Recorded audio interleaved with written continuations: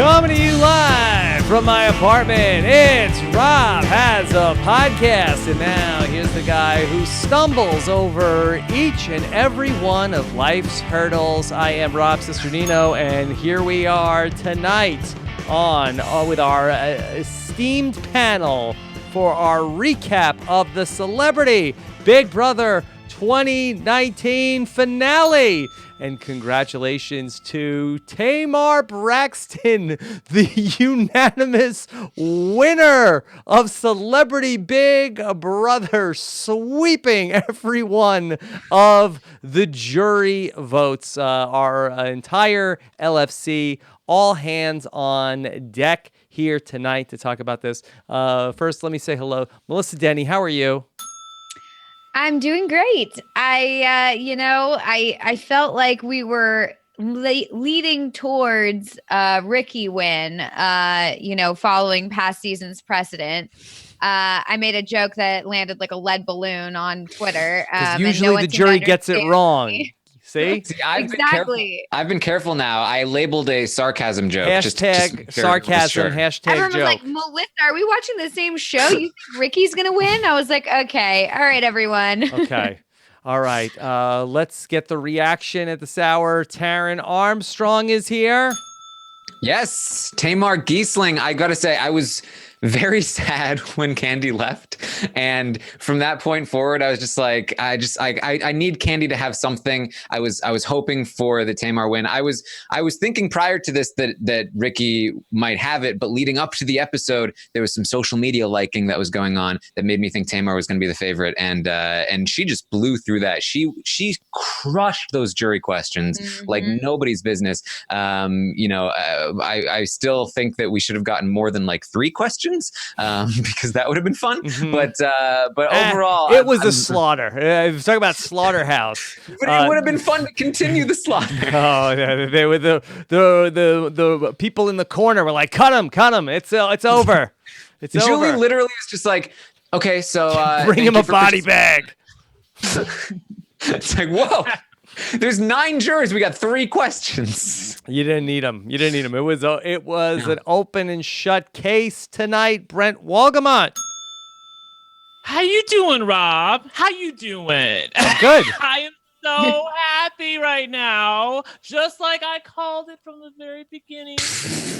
I'm just saying, like, there were in all seriousness, there were times where I started to doubt maybe she had made some mistakes along the way, but I always contended, and I even wrote this like 4 or 5 days ago, that I disagreed with Taryn and Liana on their Saturday morning podcast when they both said that they didn't know what the hell Tamar was doing, that she needs a miracle, that she's worse than Lolo at this point, that it's terrible. And I said, no. They're going to reward her if she gets to the end for being authentic. And I really do feel like that's what happened. Well, Brent, you did say one thing all along, and stop me if it wasn't Brent, if I'm attributing this to the wrong person, but that you compared her to Big Brother 19 Josh during the season, and I think that's really appropriate in terms of that they played emotional. There were highs and lows, but then at the end, just that emotion can carry you across the finish line with a jury. I feel like that's definitely part of the case. I also compared her to Sandra Diaz-Twine, and by that I mean from her first season of Survivor, not her later seasons that some of you all have only watched. I feel like it's definitely both of those two combined. Who are you shading right now with that? Well, no, because I feel like she has more agency in the game than Josh ever did, and she had a sense of where she wanted the game to go, what direction she wanted it to go. Having said that, she wanted to take Candy to the final 2, and she probably would have lost Candy in the final 2, but she still made it to the end. I feel like there is an element in reality TV where people who are really extra and really big personalities can get away with more in the end, because it's like, well, we know you're an ass, but you're ours and we get you, and you're authentic at least. Whereas I don't really trust this guy over here. And I do feel like in the final 2 questions, she came up as totally authentic, and Ricky seemed a little stiff. And I do, even though I feel like, yeah, I know, right? I do feel like that they were going to vote for Tamar no matter what. We need to talk about the way fans and social media influenced the jurors. Because I saw the audience talking to Jonathan Bennett as he was looking at the final two, trying to tell him which one to vote for. And I saw him nodding to the audience. So I definitely think all of this plays a part. But let's be real. Tamar Braxton played a great game of Big Brother. Now, for Celebrity Big Brother, I think she made a few mistakes. She shouldn't have popped up like she did because it was an unsequestered jury. But that aside, I think her positioning was fantastic. And overall, I think she really, really did a great job. And I am so, so happy with her. And I didn't think she was capable of giving me answers in the final two that she gave. It was an all-time jury performance. Forget really Celebrity. was. It was an all-time jury performance. Everything I wanted her to say, except for "give me the damn money," she said. She was repentant. Yeah. She brought up the fact that she was a fan. She had authenticity to her voice, and I just don't think you cannot. You either got it or you don't. If you don't have that, then juries will not buy what you're selling. Okay, so She did such a great job on the jury questioning. I was so impressed. I mean, like, I thought they were both going to do a decent job, but like, Ricky was doing terribly and Tamar was doing amazing. If my only critique at this point for the jury questioning and everything was her final speech, I felt like she should have talked more about herself in the game. I mean, I totally get, the outside plea, like, hey, this is me, like, this is what I've been doing, blah, blah, blah. And like the plea to emotions. But then you got to get into the game stuff. And I feel like she got every vote. Well, yeah, she did. I thought she did a great job. I mean, in comparison to Ricky, like, there's no so bad. He barely answered the questions, and it took him like 5 minutes to even start talking. So, yeah, she did really great. Yes. All right. Let's rattle off all of the firsts tonight. Oh, well, first, my three-peat. I had my first three-peat. Well, I wasn't talking about you. I'm kidding. I'm like Jonathan Bennett. I'm making it all about me. No, I won't do that. I'm going to talk about Tamar Braxton. First African-American winner of Big Brother. First African-American final two in Big Brother history. Our second jury sweep at the end, 9-0. And I was living for the fact that Julie Chen brought up Dan Giesling and made Tamar realize that she was in his company. Yes. I thought that was really great. Is Tamar better than Dan, Taryn, considering that Tamar has never lost Big Brother? Oh, that's a good point. She's 9-0 and then a perfect record. And more jurors, 9-7. Yeah, That's she something. never had to use her power. Yeah, there's that. Yeah. Probably have the top Big Brother winner of all time, I think, at this point. Yes, and the chat is yelling at me. I'm sorry, but she has overtaken Shannon Elizabeth. Yeah, Yes. there's that. Shannon No, Elizabeth. the chat is yelling at me to make sure that we acknowledge the fact that she broke the first in curse. She was, as I said on the show a couple days ago, these broke the mold. You guys are so. I love you guys, but you guys sometimes can be dumb. Like just to clear it up for people who don't know what we're talking about. I'm talking to the chat room because they're yelling at me right now. There's never been a person who has won Big Brother that has entered the house first, and Tamar Braxton did enter the house first, and so everybody was like, "Oh my God, how could she have done that as a fan of Big Brother?" And she just proved that there's nothing to these things. A curse is a curse until it's broken, and. I learned that on Once Upon a Time. Come on. See, I have an alternative take on this one because I liked the first in curse because it showed us who like the true super fans were. Yeah. Because people like Tyler would be like, I'm not going in first, and then you'd see like who actually knows the show really well. I think we'll still get that. I don't think people will be like, barometer. well, Tamar Braxton broke the curse, so let me run in the house. Well, she did. Yeah, I think people will still be like, it's bad luck. Yeah, I guess it's celebrity, so it doesn't count. Yeah, maybe. Yeah, exactly. Yeah, there's always something. I don't know. I feel like the first in curse is no longer a thing anymore. I mean, honestly, like if I was going into the house, I probably still wouldn't go in first because you know about it. It's a thing then. But I'm just saying, if you would still do it, it's a thing. I would still do it, but only because I'm very superstitious. So I'd be like, I'm not going to risk my entire game just so I can prove to everyone that it's not a curse. Like, and if by everyone I mean Taryn. Like, Taryn, you watch me. I'm going to go in first. No way. I'm not doing that. Yes. Okay. So congratulations to Tamar. Very exciting to see that, because it was a big deal to her. Melissa, a life-changing amount of money is going to be changing hands tonight, and by that I'm talking about I was like, Ricky wait, Williams' dealer. I think is about to inherit a windfall. Hold on, Rob. That's not a lot of money. Yeah, I mean, Place after money. taxes and, with the agent fees, I mean, come on. Between a 9-0 sweep in the finals, Melissa, Tom Green being America's favorite player, this was a bitter pill to swallow here for Ricky at the end.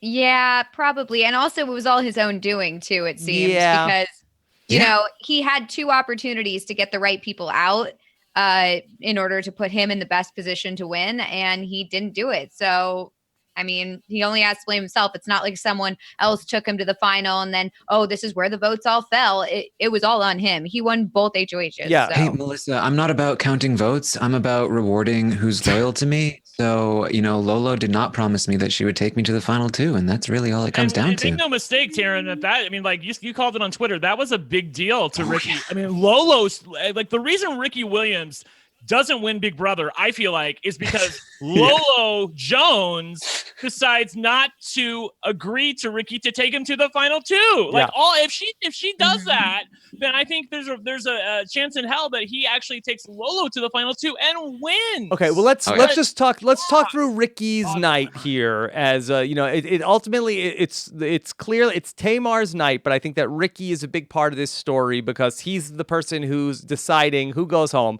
There's 5 people in the house. He's ultimately of that 5 picking who he wants there with him at the end. Is completely the architect of this finale night, where he has the decision in the tiebreak to either send Dina or Candy out of the house. Melissa, do we have anything to even discuss here with his decision here to take Candy out instead of Dina?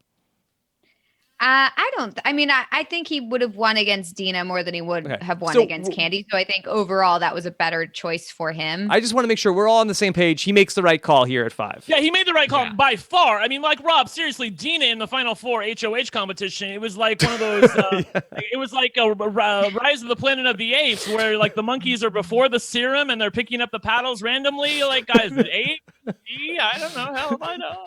Poor Dina in all these competitions. Like, when she's like trying to put the puzzle up and she's like, they're not sticking. What's going on here? And then they're like, you've been eliminated. Yeah. Clearly, he made the right call with his first decision of the night. Okay. To take out. And then Dina walking on stage to join the jury, and she's like, do I go or do I stay? Yeah. I said earlier today. I said last night, like, in order to get to the tiebreaker for this final HOH, you just need to have a base level of like understanding. You need to knew how to do basic math essentially. These questions were super easy, and Dina managed to get more of them wrong than right.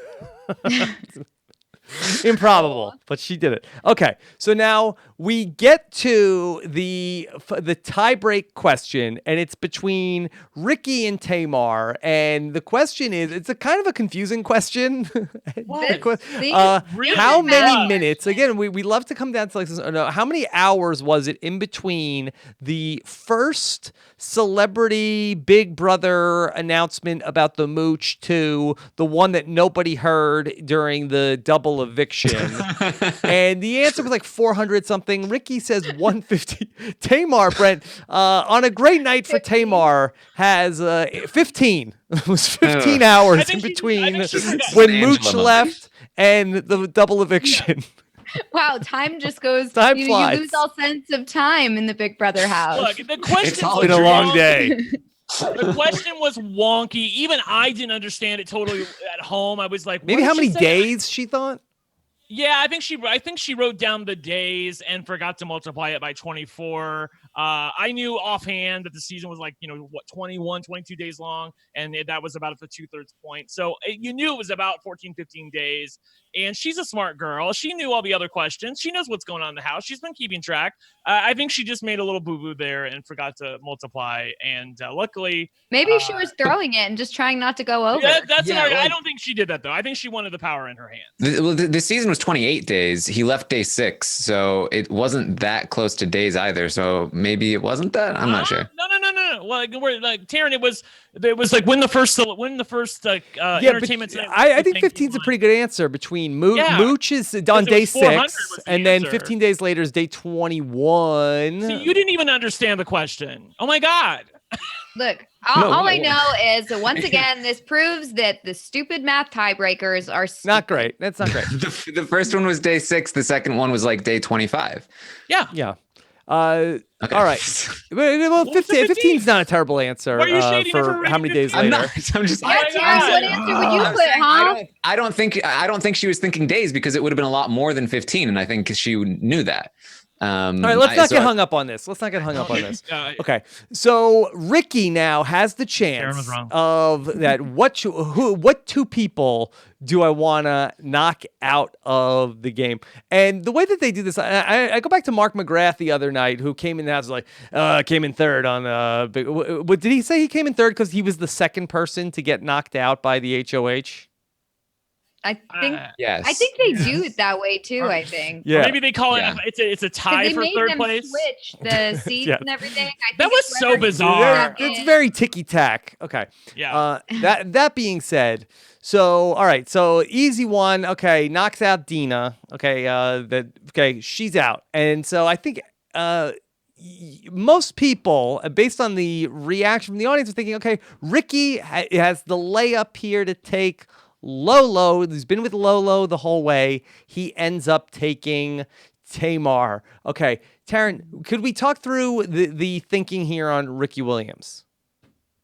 Well, like I said, so basically, Ricky went to Lolo, and he was like, "Hey, like, what are you thinking with the final two?" He wanted to make a deal with her to make sure that they would take each other to the final two. They'd been working together for a long time, and so he felt like this, obviously, we're going to be taking each other to the final two. And Lolo was like, "Yeah, I'm just not sure. I'm not sure about it. I don't really know what I'm going to choose." And so he was like, "Okay. So I'm going to go to Tamar then." And he went to Tamar, and he was like, "So Tamar, how do you feel about a final two?" And she was like, "Yeah, $1,000,000,000%. I'm down." Right. Yeah. The right answer. Right. And so it was that was it. That was all it, and he talked about, he wanted to reward the loyalty and the reciprocity. So, which is even funnier when Lolo ends up being like, "I was trying to be fair to Tamar by saying no. I didn't think it was fair to make a deal with Ricky to take each other to the end. I wanted to be able to not take Ricky, but how dare he not take me?" Right? Oh my God, Taryn, the hypocrisy from her. I mean, like, I was trying to cut her a break because I'm sure all humans, they're the hero of their own narrative. I'm sure she thinks she's trying to do the best she can, but my God, she cannot step outside of herself for 1 minute and listen to what you're saying. I mean, it's just so hypocritical to say what you said on the stage to Julie Chen, to the point where you totally lost the audience. Lolo, I'm talking about. And I really think that Dina, by comparison, made you look so bitter because Lolo was like, he shouldn't have done that. And even though she admitted that he made a good move, even though it really wasn't a good move, but she thought she had the votes. I was totally going to win the She season. thought she was going to win. She thought she was going to win 9-0, Taryn. She had it. Yeah. So close. In fairness to That's the Lolo, ninth hurdle again. this is, I believe, a career best third place finish. So congratulations to Lolo for a bronze medal finish in Celebrity Big Brother. Good work by Lolo.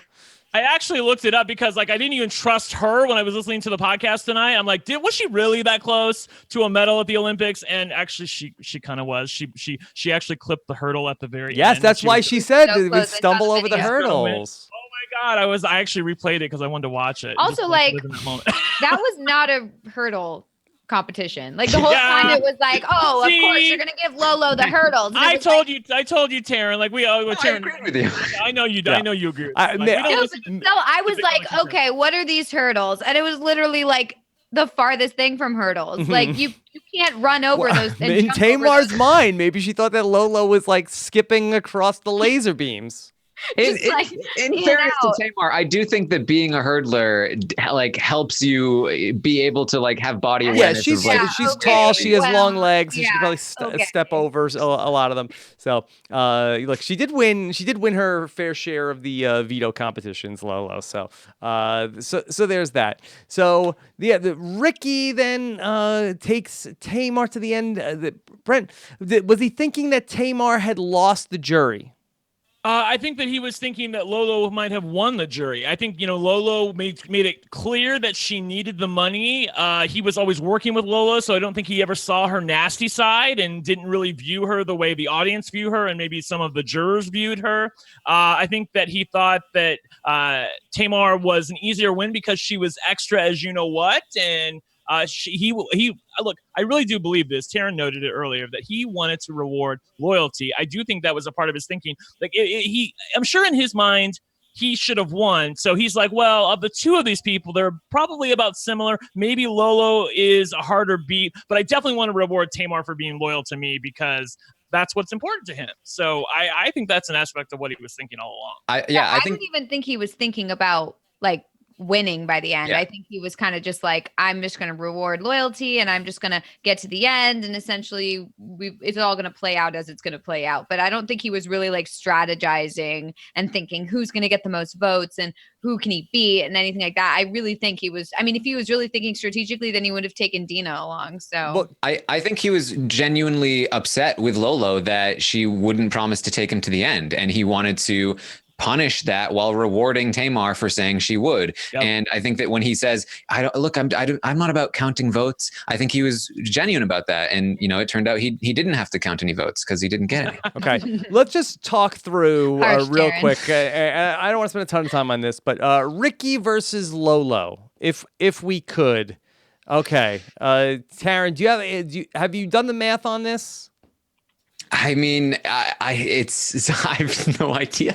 Because now we know Ricky's gonna be bad, and I kind of feel like that Lolo might have a little, like she might be a little delusional, but she's gonna have a little more energy than. I think she'll have more fire in her for these speeches, and I could see her being like, "I played my heart out. I want to win this. This is. I've never won anything. This is it. Yeah. We know that Ricky's gonna be like a bump on a log. Lolo's gonna have some fight. Is it close? But prior. I don't think it's unanimous. Prior to today, all of the social media likes from the jurors were very sort of anti-Lolo and Tamar, or at least prior to the Monday night episode, I should say. It was very anti-Lolo and Tamar with some like, but if you have to, Ricky. And then after the Monday night episode, we saw immediately after we saw a few people start liking anti-Lolo things more specifically. And Tamar was not really in the hating club anymore. And then by today, it was all about no Lolo, no Ricky. It was all of a sudden Ricky. We all hate Ricky. So I don't know what happened. I know they got together, a lot of the jury members prior to the vote, and they discussed it, which I think contributed toward them all getting on the same page about the direction they were heading. So I think we'll probably just need to ask them if they had to decide between Ricky and Lolo. My guess would have been Ricky, but given how poorly he did, I really don't know. Yeah, we saw Tamar, Brent, fight with people in the house, but it seems that she also had good times with people in the house, where with Ricky, I feel like that there were not a ton of good times necessarily, where he didn't have as many fights, but he also didn't have as many, like, as Tom Green said, the person that made me laugh the most. The thing is that, like, Tamar, as you have always pointed out to me, she's more like the dog, and I feel like Ricky is more like the cat in the equation. Like, she's the one where you can see it on her face. Like, is she happy? Is she sad? Is she authentic? You know it. Ricky is more shy and more reserved, and he can be a little persnickety at times to the point where you're, like, questioning, like, are you being a prick to me on purpose, or are you just kind of that kind of guy? I think it's a hard... Just to parse that I have said that you are more like a dog. I've never said that Tamar was anything like a dog. I just want to. No, I'm trying to give you an analogy that Rob has always said that I'm the dog and Taryn's the cat. So I'm trying to make the analogy that in this right here, that Tamar is more like the dog because you can see exactly how she's feeling. Like she's 100% herself. Yeah, Brent wags his tail. You know how he's feeling. Taryn is a little more aloof. Have you really said that? This is like a thing that always happens. I've never heard this before in my life. Oh, you've never heard this? I'm sorry. Yeah. What do you think, Melissa? Taryn, this is standard stuff. Taryn was when I was just bitching about you randomly one day. You know. Yeah. People. Something to be pointed out.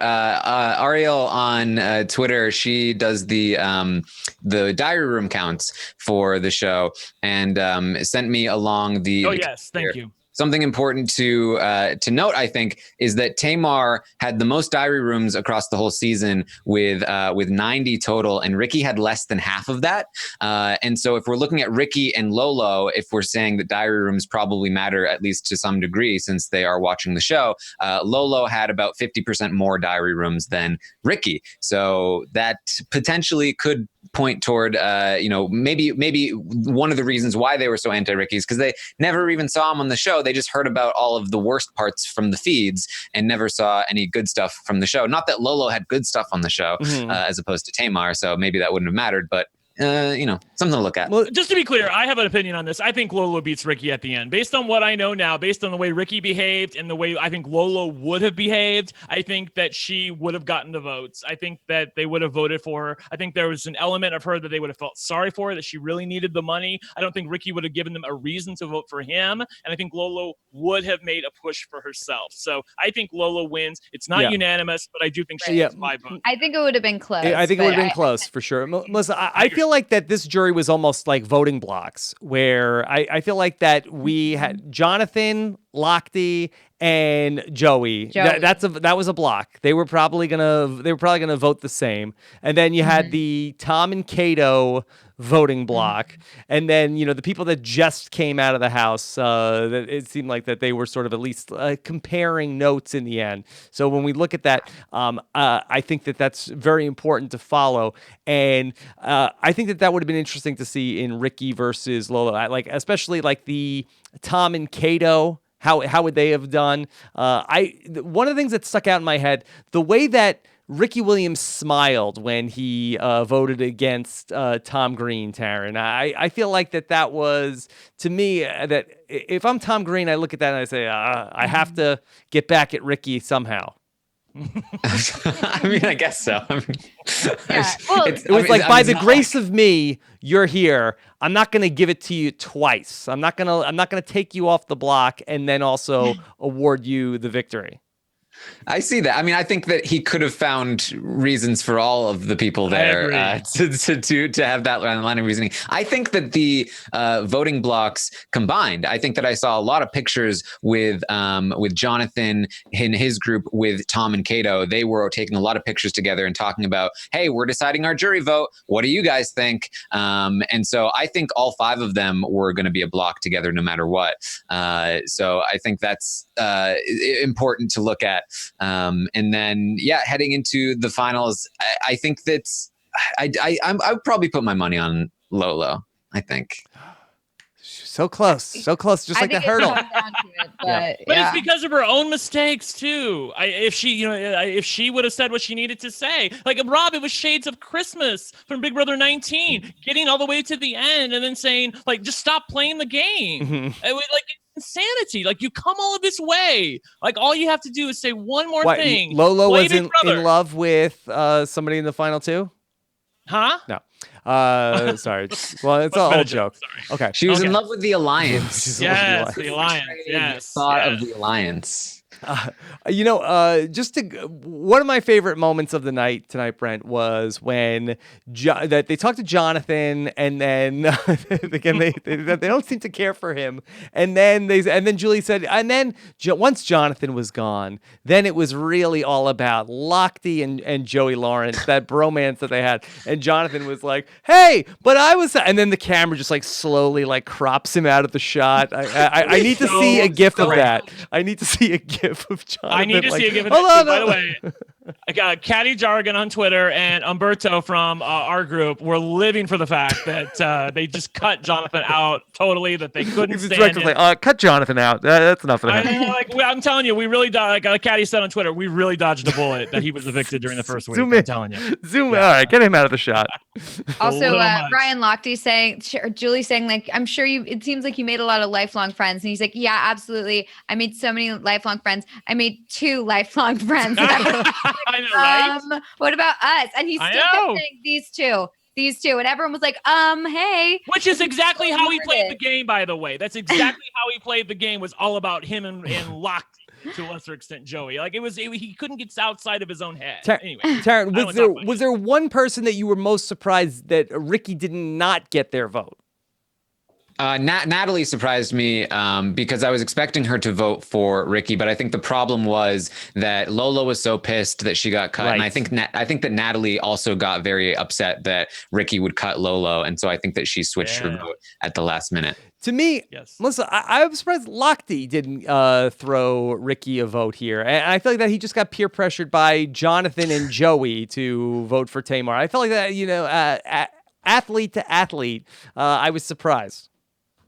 I just feel like I think you were spot on with the voting blocks thing. And I think that the fact that they're allowed to hang out outside of the house and they're allowed to talk about it and they're allowed to share things, I just feel like they felt the pressure to all vote together, because then also, I mean, you can't blame one person, because everyone's voting the same way. So it's like, hey, we all agreed that this was the way we were going to do it, rather than like, I'm going to do my own thing. Even though I'd honestly probably prefer everyone to just do their own thing. But, when you have people talking, you have people on social media hearing all the stands of people and the various people, telling you the bad stuff about other people. And I just feel like it made sense. Yeah. By the way, I can't co-sign that. I don't think that's what happened, that he got peer pressured into voting for Tamar. He was like, he loved Tamar in the house. I mean, I know it's a ways back, Melissa, but he really had a great relationship with the Lochte I'm talking about, to the point where he had nicknames for her, and she was calling him nicknames in the jury questioning. So I feel like that one was an easier call than maybe we're making. Okay. I mean, I don't think it was peer pressure. I'm just saying, I feel like I don't think anybody really felt comfortable going against the grain of their group. I think everyone came together, they debated it, they talked about it, and they were like, okay, this is the way we're doing it, rather than like, okay, let's talk about it, and now I'm going to go do my own thing. I think everyone kind of was like in agreement on what they were going to do. It just so happened not the person that he wanted to vote for lined up with what the group was thinking. So. Yeah, they basically came out and said that that's what they were doing, that they were coming together and they were going to discuss it, and they were coming up with voting strategies. And I saw a bunch of people get upset about this, and it was like, where have you been? We've been talking about how obviously these people are going to vote together since they got voted out. Of course they are. They're friends. They got voted out. They're hanging out together. Of course they're going to vote together. It's inevitable. Yeah. I liked when they put their votes in, and then Julie was like, okay, now we're going to talk to the jury about, now that they've seen the show, let's hear what they had to say. It's like, yeah, they already saw the show before they voted. Well, I don't know why we're making it like, all right, now that things have really shifted, now that we've reached the point where we could talk about the show. I know, right? You're right. I actually never thought about it that way. I they didn't ask the questions we wanted to be asked. They were like, did you make friends? Did you have fun? It's like, that's not what I want to hear about. I want to hear the reactions to certain things that happen. I mean, honestly, what am I to expect? Big Brother always does a really, really bad jury segment and reunion. Yes. Well, let's talk about the format of the show in a little bit. I want to come back to Tamar, and I would love to know, for Celebrity Big Brother 3, if we get that, what do Celebrity Big Brother players who, if they get the DVDs of the season, Taryn, or the Fire Stick of the season, and then they pop it in, what should they take away from Tamar Braxton, Taryn? Well, this is something that I've been thinking about a lot, actually, because I think that there are things they should take away and things they will take away. I think that this is actually really good for the show, because there's been a lot of winners that people disagree with, or at the very least, hey, the better player didn't win because they were too mean. And I think that this is a case where if you're watching just the show, then you're seeing Ricky be pretty nice and chill, and you're seeing Tamar be really out there and yelling at people, and then she wins unanimously. And I think that can really help to counteract this sort of momentum that we've been going down with this idea of like you have to always be nice all the time. And I think that's really great. I think that hopefully this bleeds into the regular season as well. I think we really needed something like this to happen. And then in terms of what I think they will actually take away from, I think that hopefully it will make them more aggressive, because we also saw on the episodes that Tamar was one of the more aggressive players on the season strategically. That she was lying to people. She was playing both sides. I think that she comes across as one of the better players just through the episodes alone. And I think that that is going to be really good, because what we saw last time was the people that seemed to be playing the most lost early or lost the jury vote. And so we came into this season and everyone was so scared to play the game. So I think that this is all good stuff for a potential third season of Big Brother Celebrity when all they watch is 2 episodes of this season. Really great points. Really great points, because we heard so much in the preseason about how like, oh, Ross lost the game because of how so don't play like Ross did, because that's how you lose the game. And so we heard a ton of that, Melissa. Yeah. And I mean, I agree with what both of you guys are saying. And in addition to that, I like the idea that Tamar was willing to go against the grain and go against her alliance to work with other people like Kandi.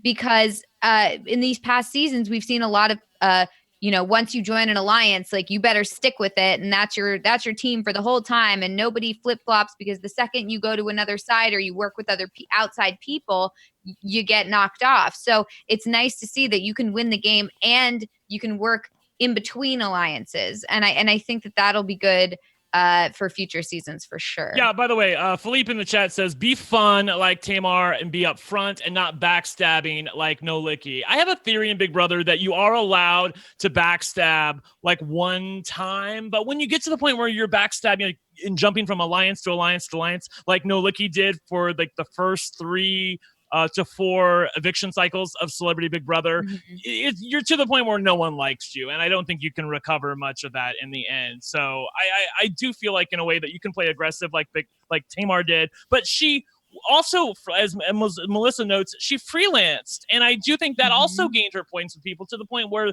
they knew that she was loyal to Kandi. Like, she may not be loyal to many people, but she was loyal to Kandi there at the end, and she would have taken her to the final 2 if she had the chance. Probably lost, but she would have taken her. Can I just say also, like, first of all, the fact that she handled Tom and Kato exactly the way you're supposed to handle someone like that, where you say, look, you don't try and sit there and sugarcoat it and say, I had nothing to do with the way you got out. So, like, that wasn't me, like Paul tried to do. You say, like, look, I had to get you 2 out because you guys were the strongest competitors. You were my biggest threats. And so I had to in the jury segment. In a jury segment. No, that was perfect. No. The way she handled it throughout the season, whatever. Could have been better. The way she like handled that, the reveal of telling them, I had to get you guys out in the jury segment. I mean, if I'm just sitting in Tom and Kato's position, I'm looking at her and I'm like, okay, she better have something good to say because I'm pissed off. And then she says that, and I'm like, yeah, all right, I am pretty good. I was a big threat. Yeah, okay, cool. Yeah. Like, it's totally wins people over. Yeah, I think this jury questioning, it really showed her knowledge of the game. I think this really is where, and I was talking about it this morning when, with Matt, when he was talking about how he felt like her emotional side was kind of the thing that would win the day. But my argument was, I think it's her intelligence, her strategy that is going to be the thing that wins the jury over. And I think that at the very least, that was what was being shown in her jury questioning answers and so on and so forth. She knows. Like, she knows the history of the show. She's seen what works in these jury speeches. You can see it with people who know the game, although not always. Not all people who know the game have been able to do this successfully, as we've seen recently. But Tamar did, and so she knows exactly the kind of ways to answer. Like, it's like she probably watched, Survivor China. She watched Todd kill it in the jury, right? She probably watched Dan Giesling on season 10. kill it with the jury. And so she knows exactly how to, like, what the kind of answer she needs to say. For instance, hey, Tom, the reason I needed to get you out is because you were just so amazing. I think another thing that Right. really worked in her favor is that I think that she was kind of seen as a wild card. So where that the people that are sort of like really dug in on one side, and then if they betray or they flip, I think that's seen as more of a thing that's a negative. But somebody who's a wild card or temperamental, I think it's people forgive it more because they say like, oh, that's just them, that's just Tamar. You know, she's volatile. So Which I have always contended. So, Taryn, I have to bring this up. You know, I came with receipts, all right? So I have an honest question for you, okay? So I want to play something, and then I have a question, all right? So here we go. I hope this works. You're going to play something from like a week ago. No. I just want to set this up. We are about to. Yeah. You are about to play audio off of your phone into the microphone. It will work. I feel like it's not a Big Brother finale until Brent is playing clips. Just go with me off on his this because this phone. is from Okay. 3.5 days ago. Okay. So It was All right, Saturday? All right, Yeah. hold it right up there. All right. Well, hold Push on, it Taryn, right just up still against talking. the microphone if you're going to try to make this work. All right. Okay. This is what Brent was late for the podcast for. Hot. Okay. All right. Tamar's jury management's just, it's really, really falling. Even just last night, I was saying I think Lolo probably needs a miracle to win this game. And I think her miracle is Tamar Braxton because I feel like Lolo might be able to beat her at this Okay. fight. All right. So you're playing. Let me repeat that just for people that are have to turn up their volume all the way to get that. All right. So you're playing a clip, and this is the aforementioned. You said Taryn on Saturday said that With Liana, Tamar and she had co-signed it. I'm coming for you had today. terrible jury management. Now that Yes. and we'll give And that she Taryn couldn't win. and we'll give Taryn the chance to respond. But this was coming off of a weekend where on Friday night she's like clapping and dancing as Tom Green is walking out the door in Tom Green's face. And And Taryn was on here clutching his pearls about it, and I said, "Calm down, Queen. It's all You good." hold on. Let's pull up the Brent Twitter account Oh, I'm where sorry. you I said don't have that with me. exactly that you were clutching your pearls about this moment as well. I said it wasn't a good look, but I still believe that she could win. I thought you were Okay. So when you say it, Yeah. it's tempered. I said, no, for real, Okay. I'm not playing. I really have a question. So, like, are you contending that this Monday night episode, which you talked about, how the editing was so good for Tamar, is the reason that she won in the end, or was No. it because it feels to me like, and I'm not trying to shade you. I'm saying this honestly because I know some other people are thinking this in the chat. It feels like you're trying to say that because of her greatly edited episode on CBS on Monday, which you talked about on Twitter, that you think that that's the reason why things switched and the jury got behind Tamar in the end on social media, and that's why they ultimately voted for her in the end. So, I mean, go ahead. what I've said is that when I was tracking the jurors on social media, it was very anti-Tamar and pro Ricky up until Monday night when I started seeing some more pro Lolo or pro Tamar things. I don't think that's the thing that changed their minds necessarily, but we'll find out. But what you're playing from is something that I was talking about from Friday nights. Which is almost a week ago.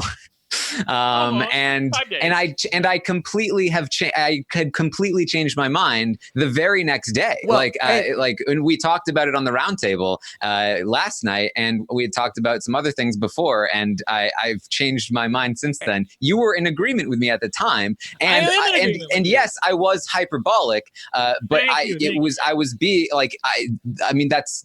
we're always hyperbolic. I'd been saying, because I made the joke that Lolo needs a miracle, and I was like, hey, maybe Tamar is that miracle. She might be able to beat Tamar. Then I changed. Here's the thing, and this is I'll wrap it up with this, that Taryn and Leon on Saturday, I really feel like we're really bagging on Tamar to the point where like they totally discounted her chances of winning the game, which then caused me to tweet out, hey, I don't co-sign this. I just want you all to know that I think that even with all of this, with her dancing on Tom's grave, I still think she can win, and here's why. Mhm. And she ultimately won it again. But so I think there was a chance for everyone to win, though. I feel like it was a situation where I could absolutely see a scenario where Ricky wins. I see a scenario where Lolo wins. I see a scenario where Dina wins. I see a scenario where everyone wins. I don't think Tamar was doing a good job with jury management at all. Mhm. But it turns out that it didn't matter. Look, I have bagged on every single person in this house. Everyone was doing a bad job. That night it was Tamar because I felt like Tamar was the worst. Yeah. Okay. And also, let's look at this, fourth dimensionally, where, we're talking about where maybe at the absolute nadir of the, Tamar's prospects with the jury, if Taryn says that on that day she's doing worse than Lolo, but things change over the course of the next 5 days. We always talk about you want to be the underdog. And here's, Tamar, she ends up being in the situation where now Ricky Williams kind of ends up with all of this power down the stretch. Yeah. And he's seen as the person, who's, taking out everybody in the house. And now Tamar is the person who is, fighting back against that. And so, I think that she is, she's gaining support. So she might have touched bottom on Saturday. It doesn't mean that Taryn is wrong to say that on Saturday and then can climb up for a number of reasons. I found Brent's tweet, the most incendiary, hyperbolic thing I said. Brent says, as someone who loves Tamar, I'm inclined to agree.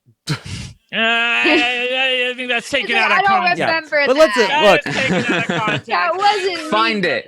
Find it. That was some other Brent. That was Trent Wagamon. Yes, and Tamar did great down the stretch, and she jury questions was great. And honestly, had a great people finish.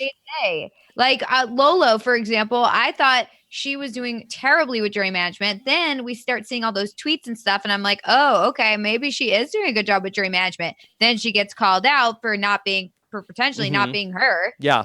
And so then it's like, oh, never mind. And so everyone goes up and down and up and down, especially with these unsequestered juries. If it was a situation where everyone who leaves, that's it, it's sequestered, that's all they've seen of it, then I think we could say like Tamar really screwed up. But the fact that they could then watch the episode, see what was really going on behind the scenes, see her like character on the show, all that stuff, and seeing the people react to her on Twitter, I just feel like all that stuff certainly helps Tamar. Do I think she would win if this was a sequestered jury?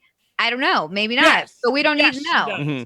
100%. I just want to make that clear too. She wins in a sequestered jury. I think 9-0 as well. Like seriously, she was fantastic. People coming out of the house thought that she was the one who was controlling everything. If she gets to the end and they don't even see any of her worst stuff, I think 100% she wins in the end. So this doesn't change anything. Although I still would like to have a sequestered jury. One of the huge storylines of the season was the Tamar relationship with Candy. She ends up voting to keep Candy in the house, forcing Ricky Williams to make the solo vote to evict Candy, which Candy doesn't really like as she's coming out of the house, which really I think earns more goodwill for Tamar. Taryn, that she's stuck by Candy, and even if it was to her detriment where she would have gone to the final two with her, I think that ended up being another big plus for Tamar.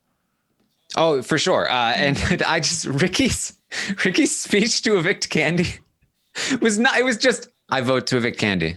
He's a Candy. You're that was out. it.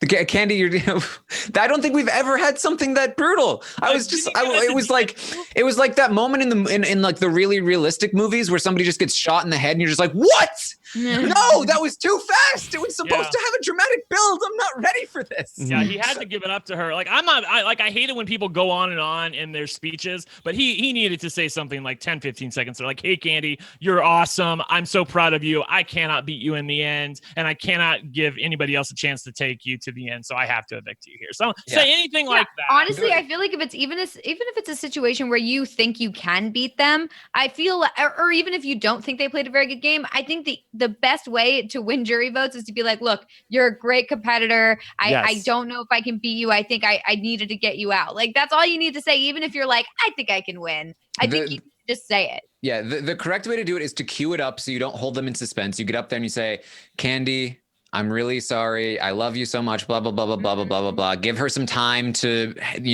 say her name, give her some time to accept it, to process it, and then say, I vote to evict you. And then everything's fine. But man, it was so brutal. She was crying. Oh, No, right? That Andy. sucks. That was terrible. So sad. I You don't could know tell what- how much she wanted it. Because, Yes. I mean, you don't see these celebrities leave the house crying. That was like, it was clear that she wanted this and she was working at it. And it just, love Candy. I can't talk about it anymore. Hey, Tara, do you think that she was being honest when she said to Julie Chen that she would have taken Ricky to the final two? Because she said something, I'm pretty sure to that effect, like, he evicted me, although I would have taken him. So I think she might have. But she said it was a bad move for Ricky to knock her out. So I would have taken him to the end. Yeah, well, I think she would have beaten him. Yeah, lost it. She would have lost to Candy 9-0. But no, I said this last night. That Candy did try very hard not to lie in the house. So the fact that she gave him her word, I did think that she would follow through with that and take Ricky. So I do believe that would have been the case, which would have been interesting to see, given how hard Tamar was fighting to keep her in the game. That would definitely have ruined their friendship, I think. Right. I want to talk about some of the other parts of the finale. Let's talk about the good and the bad. Let's start with the good.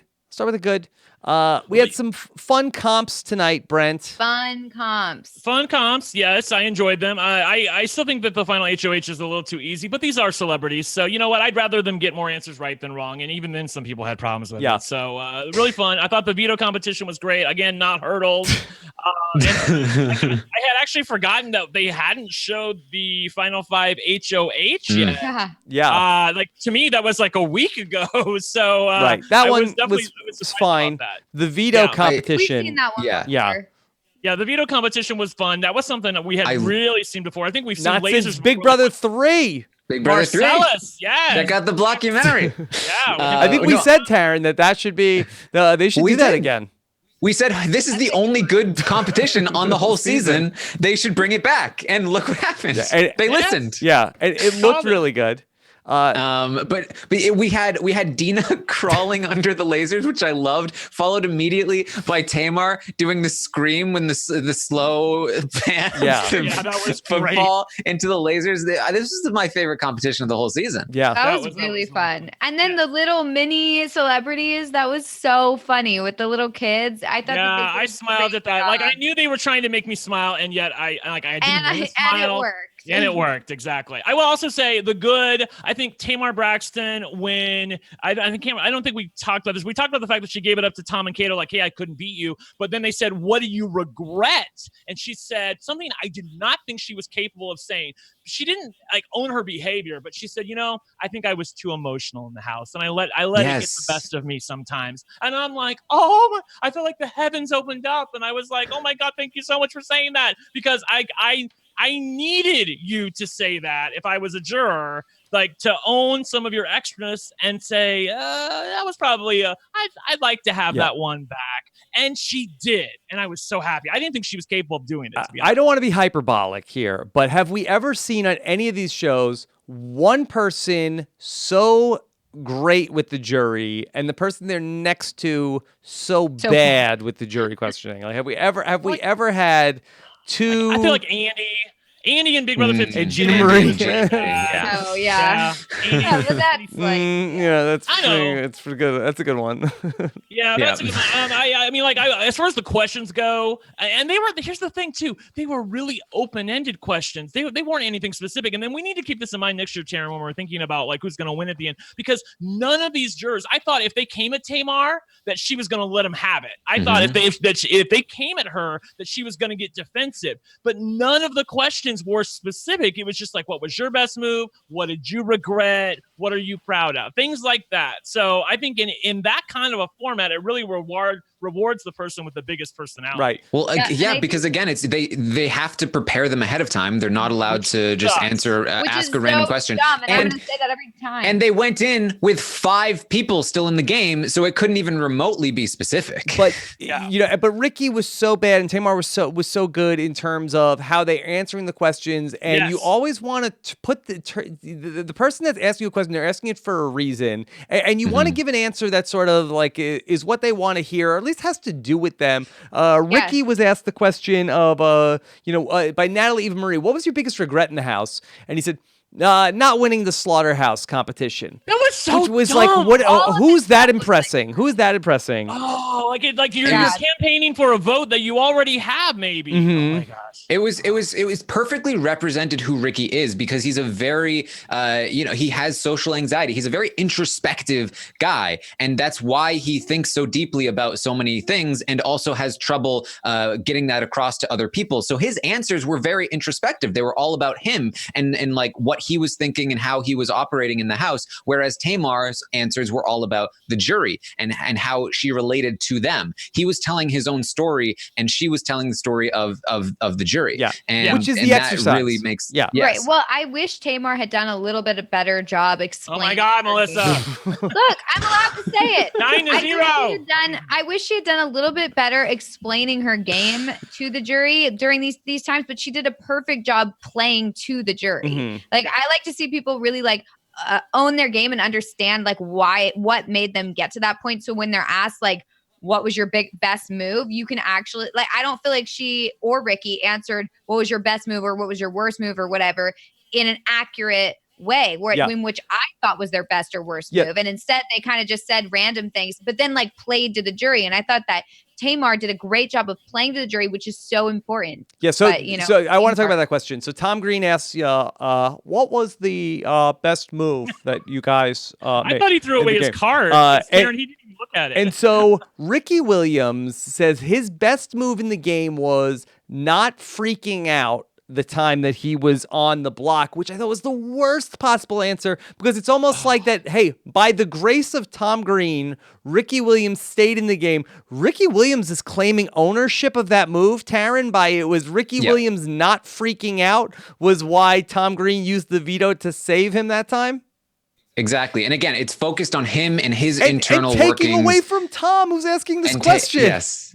Exactly. And I think that Jonathan is probably looking in this question for an answer of, it's when I manipulated the women to take Jonathan out.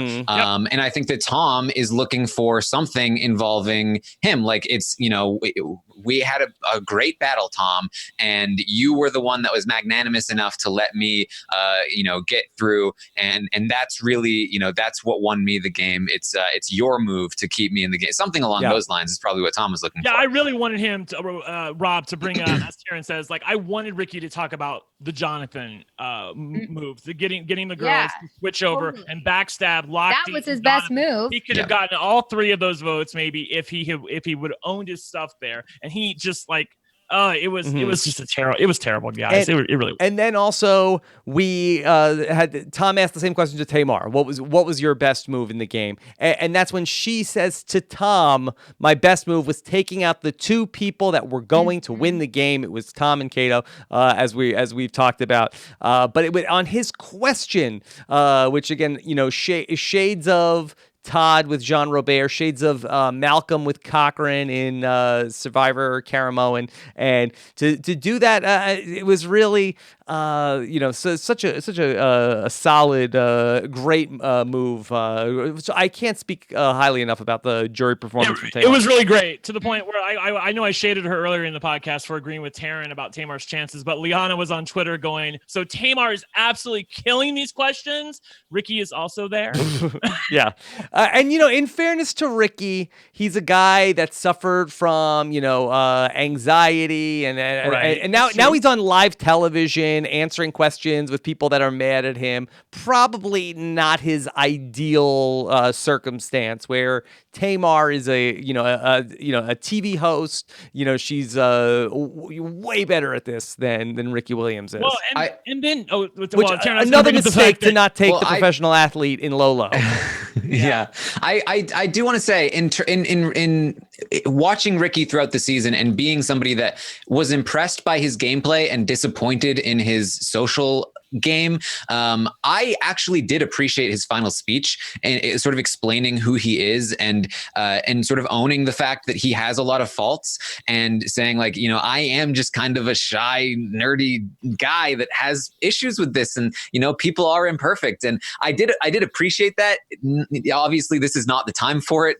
The jury is not going to understand anything that you're saying, and it has nothing to do with the game. But I think I understood Ricky a little bit better through that process. His final two speech at the end, I thought was his best moment of the finale, where he was authentic to the point where I started to get a little bit nervous because I was like, oh, if they're wanting to vote for Ricky, he finally gave them an avenue to do so. But then earlier, Tamar's speech in the final two, I thought was absolutely wonderful as well, because she talked about the fact that, you know, hey, she let the jury have ownership over her, because she's like, look, I came into this house, you know, my life, I lost my job. I had a rough time, lost my husband, lost this, lost that. And you guys really, you brought me back up. And she let the jury like own her to the point where now they have some ownership over Tamar. Like they're like, if we crown her, we're making her better again. Be kind. And we're like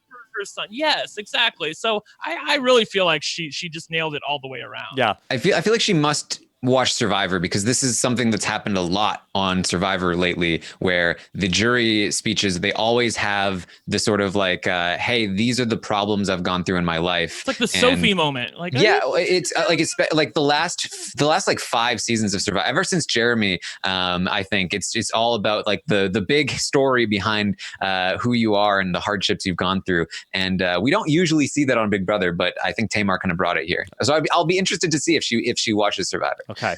All right. I thought that Tom Green, when he had to vote, I thought that was a fun moment where he sort of paused to like, this is a tough decision between Tamar and Ricky. That was very funny. He chose the person who made him laugh more. Is that a callback? As we know, when he had his arguments with Tamar, they shared some knowing, understanding looks about how they were doing this for TV. Well, Taryn, you talked a lot about the time that Ricky Williams told Tom Green that he wasn't funny and he shouldn't be in comedy also. Yes. Yeah. He and Kato also did not get any laughs from. What was Kato Kalin even talking about tonight when he was going? This is like, cut his mic. Get baby Kato out here. Yeah. Oh my God. Baby Kato was like spot on. Nailed him. Oh my God. He really did. I couldn't believe that Kato did a dad joke when he walked up to the key box and was like, I can't get this thing to start. I'm like, you can't believe he did a dad joke? I mean, I know what the guy. That's his thing. Like, I know that's all he does is dad jokes, but like, I was like, no, in the finale, don't do it now. Also, Tom 100% was trying to rub it in everyone's face, including the final two who didn't know yet. Like, you know, things were really hard in the house, but then I got out of the house and I saw everyone talking about from the Big Brother the fans. show. Yeah, and I saw how much support I had. And man, you got those fans. They're just so great that they love me so much, don't they? Yes. Don't they? Yes. And then he got the America's Favorite Player. Yes. And No surprise. I feel like this was so representative of who Tom was, where like, and I feel like I might have this issue too, where like it's hard for me to accept compliments in a non-awkward way, but like Tom winning the America's Favorite, he was just like, thanks guys. I really like this. Thank you so much. I really appreciate everything that happens. You get people like crying and being like, oh my God. And Tom was just like, oh, thank you. Yeah.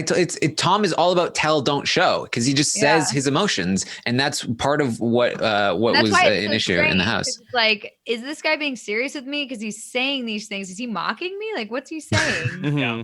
Yeah. I could totally see that, like reading it that way in the house. Totally. Yeah, but I do think that there is it's interesting that, Tamar and Tom are really the two people in this season that really I felt like were trying to, or at least thinking about trying to entertain the person who's sitting at home, the person who's sitting watching the live feeds. I think that they were Who? the two people. Tom and Kato? No, Tom and Tamar. Oh, Tamar. I'm Yes. sorry. I thought you said Tom and Kato. So, I'm sorry if I said Kato. Brent's I just meant looking for things. If I said Kato, Kato might have been thinking about the person at home, but he was not. He was not delivering. But I thought No, for real. Like honestly, like my friend Stina Nitz on Twitter was like, Tamar gave us gifs and memes and sound bites and diary rooms and strategy and positioning.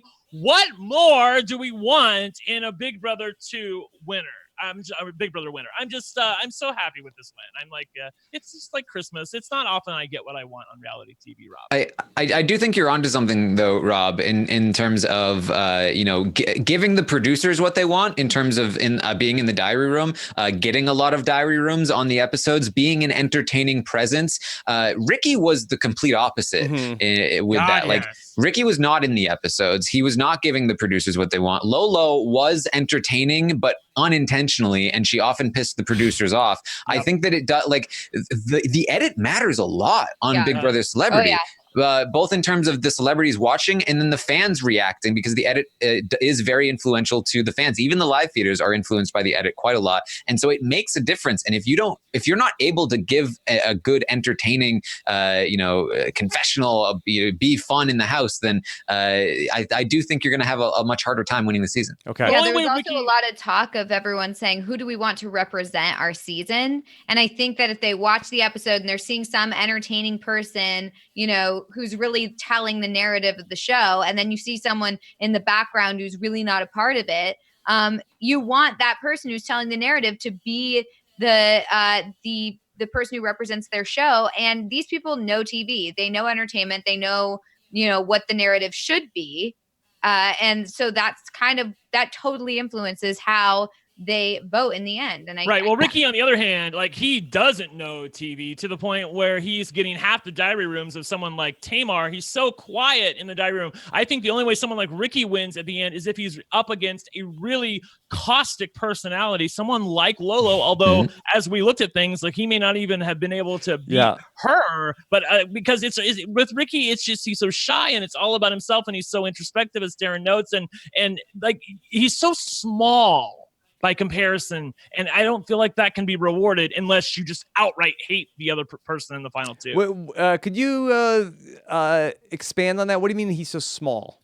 He's just quiet, and he doesn't give you a lot of sound bites, and he doesn't give you he doesn't tell you what he's thinking. I mean, the only reason that we, as in the live feeders, really realized what Ricky was thinking was up until this point, we're like, okay, I think he's going to take Tamar to the final two, but we didn't know. And then finally we got confirmation of it at the beginning of tonight's episode that he definitely was going to, but he just doesn't give you a lot. And thus, I think by comparison, he's not on the episode a lot. And even when he's in the diary room, he's so quiet. And I just feel like that by definition makes a smaller TV presence. He did have that one line tonight where he said, what, a Heisman Trophy winner going and stealing a bunch of memorabilia? Where have I heard But this you think that really burned Kato up? Ricky's making OJ jokes? I know, right? Oh my gosh, yeah. That was like Mooch, like back in Washington when I was there. they give it to Baby Mooch. All right, so we talked about some of the good from this episode tonight. Let's talk about the bad, and probably. Oh, speaking of Mooch. Yes, the worst of the night. Oh God. Oh my God. We are going to the biggest twist of the season is here, and we're gonna talk to the Mooch. And boy, what a waste of time to talk to the Mooch, who was also gonna say nothing. Every single person. Mooch, what was it like living with oh, are you kidding me, Lolo? Oh my God, what a competitor. Oh, Tamar. Oh my God, what? We wasted so much time on a non-house guest when it could have been spent on more jury questions, on a reunion with the actual house guest. When Candy came out, it was like 10 seconds. All right, Candy, we really got to wrap this up. All right, look, you're not the Mooch here.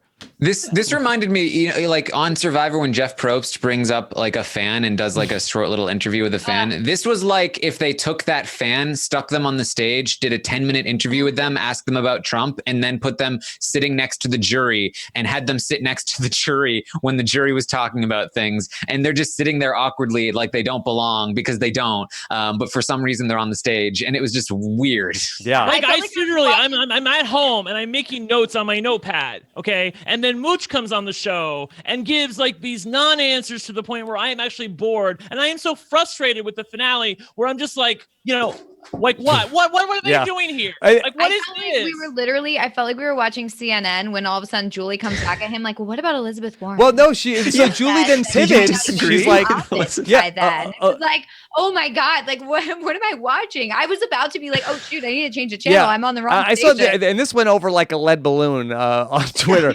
but Brent, I thought that Julie, she's like, all right, I'm not going to let you out of here without talking about Trump. And I thought that Julie asked a pretty hard hitting question of that. She said, she asked him basically about how Elizabeth Warren said recently that Donald Trump might not survive his first term in office, which I think was kind of a hard hitting question. But then we got into a whole thing there. Do you feel like that Julie asking about that stuff was worth the having the mooch there? No, they've tried. They tried to make magic happen in the same spot twice, and it's just not going to happen. You had Omarosa last year. They should have had Omarosa come up from the audience. Oh my God, that would have been great. We would have got something then. Twitter would have been like, hello, Anthony. Social media stories. But this was like, God, like not even a lead balloon. It just like there was nothing here. It was just like, why are you wasting our time with this? Like, I'm not kidding. You know what? Like, I wasn't even aware that happened because I literally fast forwarded. I refused to watch this. I was not going to be treated like a stupid viewer. I'm not going to watch it. I think this was Julie Chen's audition for her next gig. I was going to say. On Face the Nation? Yeah. Do we think that Julie went rogue and that she was like, hey, I'm a hard-hitting journalist? Like, we know she's gone rogue a couple times this season. I don't know. It was not great, but we did have some other news involving Big Brother celebrity today as well. What? So we have been following the Dina Lohan catfish saga over this last week or so, and we saw Tamar even brought it up on the episode tonight. But Brent, do we have an update in the Dina Lohan catfish saga? Taryn, I think you've been following this more than me. Like, I couldn't even be bothered. Took a chance. With it. Like, apparently, the catfish is not a catfish; it's a real guy. His name, all right, Taryn, what's the update? His name is Jesse. The person that we talked about it on the live feed update, he did come out after the catfish episode on Twitter, and he posted the same 3 pictures of himself a bunch of times, and he said, hey, comma, comma, comma, I'm real, comma, comma, comma, I love Dina. And it was like, okay, this seems a little weird.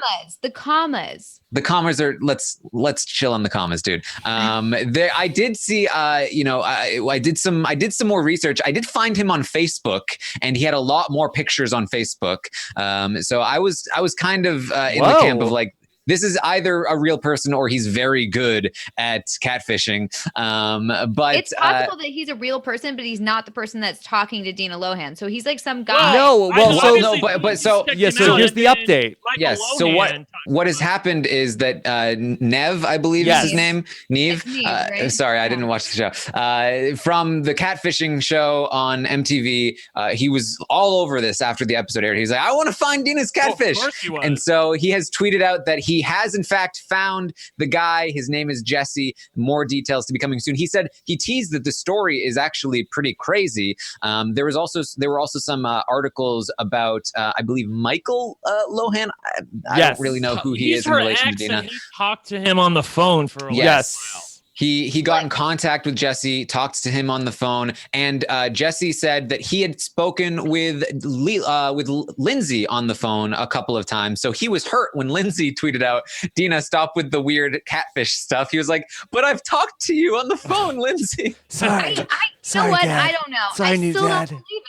I still don't know because, okay, the story doesn't add up. When he says, I'm not a technology guy. I'm old fashioned. Well, he's been on Twitter since like 2013 and he's taking a bunch of selfies. Like, I'm sorry. I don't see that as like the old fashioned type of guy. And also in one of his selfies, he's holding an iPhone. An iPhone. He's literally, there's an iPhone and he's like got a selfie of him while he's on an iPhone. Like this guy is not an old fashioned guy who still listens to CDs or with cassettes or whatever he said. Here's the best part though. They were apparently trying to get him to come on the show on the finale, and this is all hearsay, but apparently he was like, "Oh, I'm sorry, I can't. Like my mom is sick, so I can't fly out," which is very unfortunate if it's true, but it also just is exactly what a catfish would say. You know what I mean? Exactly what a catfish would say. But for the record, I do believe he is a real person, and I think we're going to get an update on this. This guy is a real person. I don't necessarily believe this is the guy that's been talking to Dina Lohan. No, well, look, if Neve says Michael Lohan tweeted, the catfish has been caught, but he's not a fish at all. Actually, a great guy. Just spent an hour on the phone with him. Blessings, Dina. I don't believe Michael Lohan for 1 second. He's literally suing Dina Lohan right now. See, that's what confused me. Make her happy I don't know. at all. I don't know. He's literally in a lawsuit with her. So I don't believe for a second that he's like, congrats on your new beau, Dina. Brent, like, I don't believe should that. they have gotten Jesse Nadler on the show? Julie could have sat down, had a one-on-one with Jesse Nadler. I mean, like, Jesse, as I said, tell me, do you think Donald Trump will make it to another term? I would have been more entertained with that than the mooch. At least this would have been something that happened on the season that actually happened on the season. I liked when Julie asked, like, are you guys mad at the mooch? Like, no, only the viewers are. Yeah, only the viewers are. Like, I'm just so over them on this, trying to push this. But when she said you were the biggest twist of the season, I'm like, no, he was not. We don't even remember it. I mean, technically, I guess what was the biggest twist of the season? The biggest twist of the season was them trying to shoehorn in a safety competition. All the twists were busts. Yeah. It was a low bar to be the biggest twist of the season. Oh, man. I just can't believe they were putting attention on the most embarrassing thing they've probably ever done. Right? I don't know. All right. We still have questions. We do. We still have the questions from the listeners. Okay. Let's take a couple because we've gone really long, but this has been a very fun show. Okay. All right. Brent's going to take his jacket off here. I know, right? I'm getting hot. All right. He's getting heating up. Okay.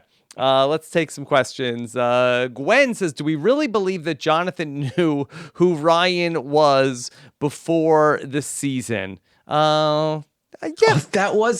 That was funny when Julie was like, but you'd heard of Ryan Lochte. I guess so. It was like, I didn't. Hey, are you shading casting, saying that we didn't get famous enough people? Hold on, we get famous people. We've had quite enough of you, Jonathan. We're tired of you. Go away. We don't like you. Go sit at that other table. Okay. By the way, I want to bring up the fact that Jonathan said on Josh's Instagram, which Taryn talked about a couple days ago, that he would get up and leave. He would get up and leave if it was Ricky and Tamar in the final two, and he was still there. Well, who was he rooting for? See what that? I don't know. He's such a hater. Yeah. Well, that's the thing where it's like, I thought Tamar might have some trouble getting jury votes because I was looking at that stuff. Yeah. But now all of a sudden, everyone's so happy for her to win. I don't know what she always changed. had his back, he said. Okay. This is one from Ninto55. If you could each give one piece of advice to the players of Celebrity Big Brother 3, what would you tell them? Okay. How about this? I'm going to change the question up. If anybody has advice for people going into Big Brother Celebrity 3. Yeah. Speak now. Don't piss off the producers. I really feel like that's one of the biggest things you could do. This is an edited show like Taryn talks about. It does have an impact on things. More than that, it has an impact on social media, which then has an impact on the potential jurors that they're going to continue to do a non-sequestered jury, play nice with the producers so they don't treat you badly, and also try to remember that this is not a sequestered jury.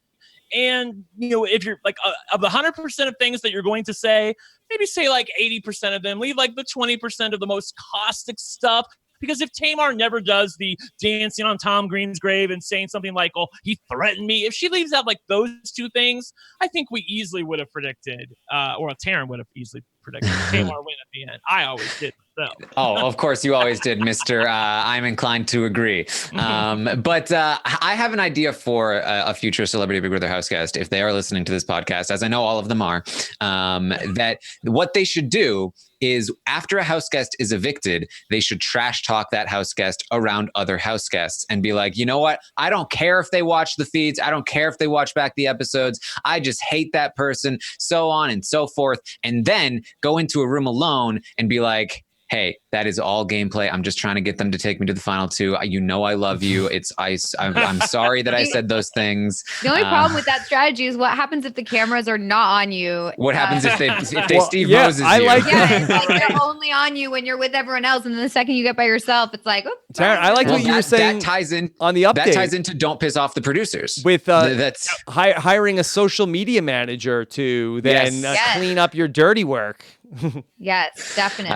But using the Twitter, the iPads to do jury management, like reach out to everyone and say like, look, I had to get you out. You are a great competitor.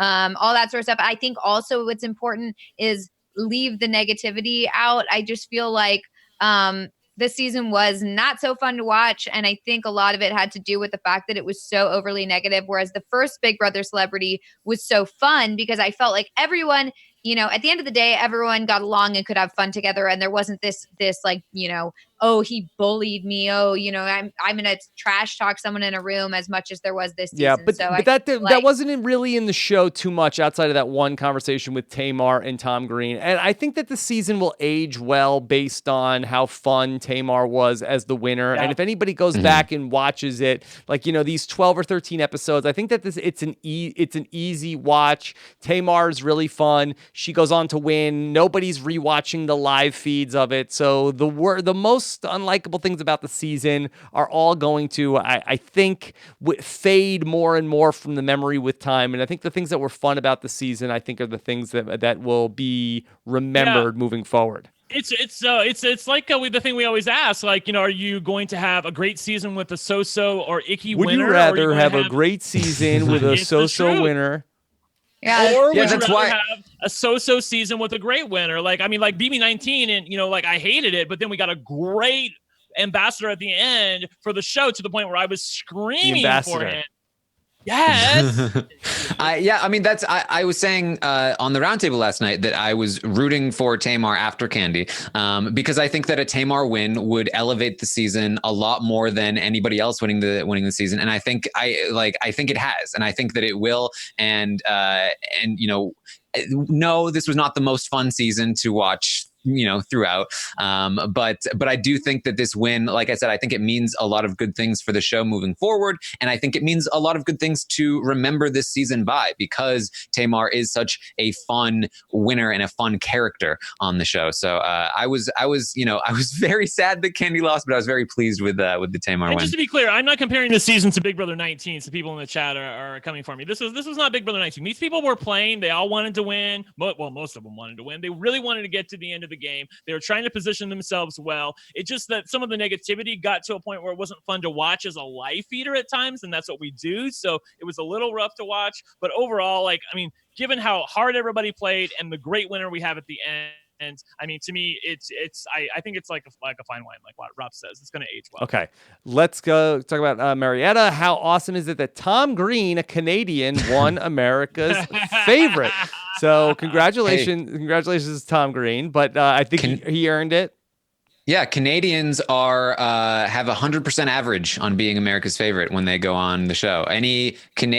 From now on, it's the opposite of a curse. If you're Canadian and you go on American Big Brother, you will win fan favorite. That's how the statistics play out. Canada is like North America, Rob. Yes. So it totally works as America's favorite. Now, do we ever get clarity on the rule of if you are the winner of the season, can you also win the fan favorite? Is there any possibility that Tamar won the fan favorite? Did we ever get? I feel like last season there was Allison Grodner was trying to clear that up, but then Grodner did say that if the winner can win America's favorite, but she did not talk about it in the past tense. I think that the rule used to be that the winner could not win. I think they have since changed the rule, and now the winner can win America's favorite. Okay.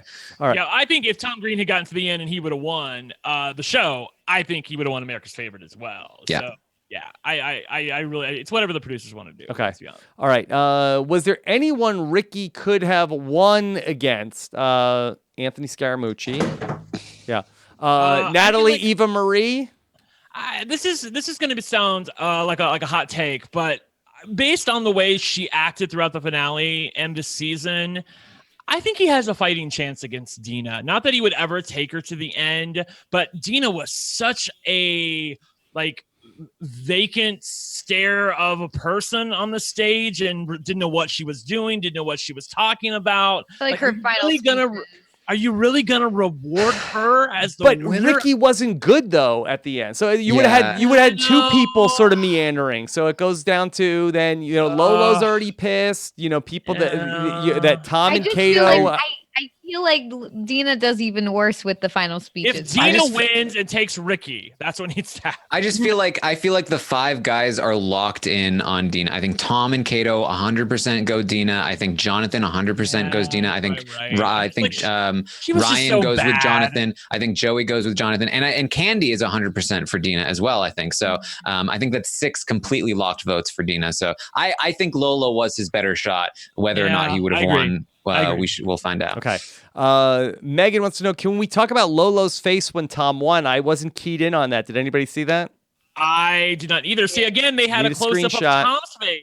So and Tom didn't react. He knew it was coming. Mm-hmm. Yeah. I told him. Pointing at him like, I'm still so mad that they do this. They don't give us the wide shot when they announce. Like, we need the Frankie moment. God. You know what? I think I do remember it. This is totally off my memory. It was peripheral vision, but I think that she just was like, I think she's just started yelling and clapping like she was happy for him. But if you pay attention to her face, you might see the terror in her eyes. Okay. But like I said, she kind of predicted this was going to happen. She thinks it's because of his late night antics. Okay. All right. Let's see. Gwen wants to know, at what point did Ricky know he lost tonight? I don't think he did. I was going to say when the votes started coming in. Mm-hmm. Yeah. Okay. BB says, Brent, congrats on winning the draft and the stock watch. So Brent, congratulations. You won the draft. You took Tamar in the draft. At what pick did you take Tamar?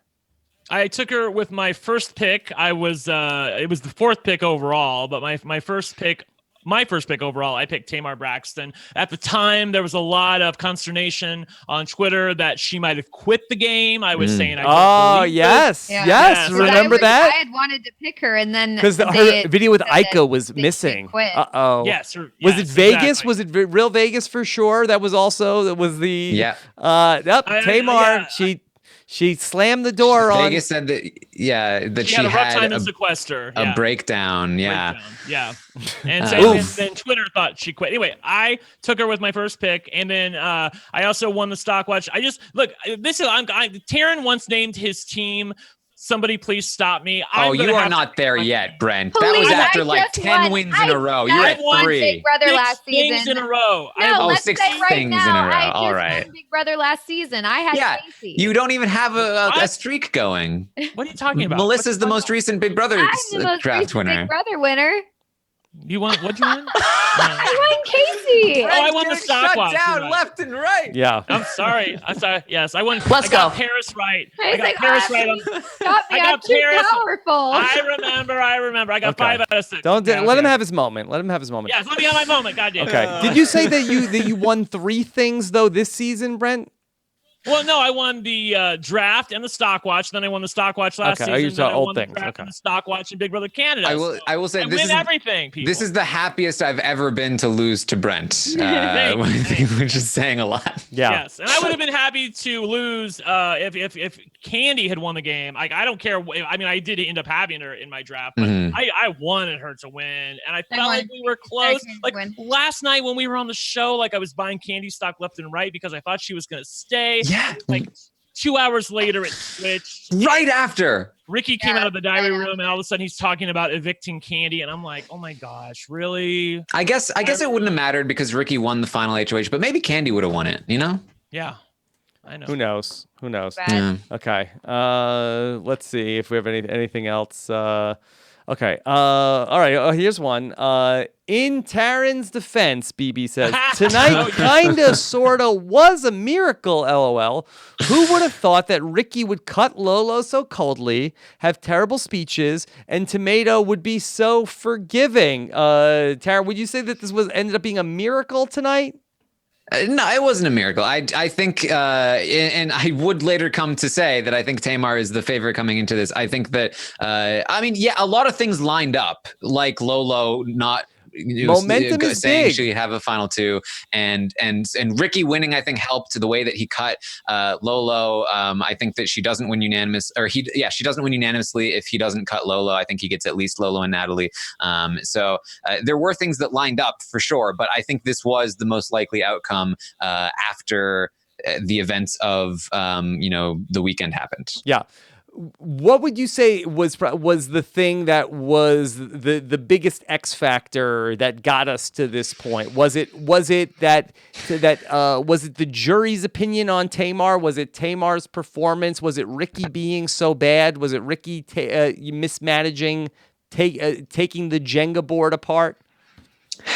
I think that if I had to point to like the two biggest things that lined up, I think that we talked about when Tamar won HOH that was a really bad move, and I think that Tom winning the next HOH really bailed her out from that bad move and really set the game up exactly how she needed it to be. If Tom doesn't win that HOH, then the athletes retain all three of them, and then Ricky's never taking Tamar. He's going to take Natalie or whoever, and then so that plus Lolo pulling a Christmas and not telling Ricky she wants to go to the final two with him. I think those two things are probably the biggest things that lined up for Tamar. Okay. And I just also want to say just one more time with the, in defense of, the updates from the feeds, I have a ton of respect for what you guys all do with covering the feeds, and especially when you're covering things on a daily basis like what Taryn has to do.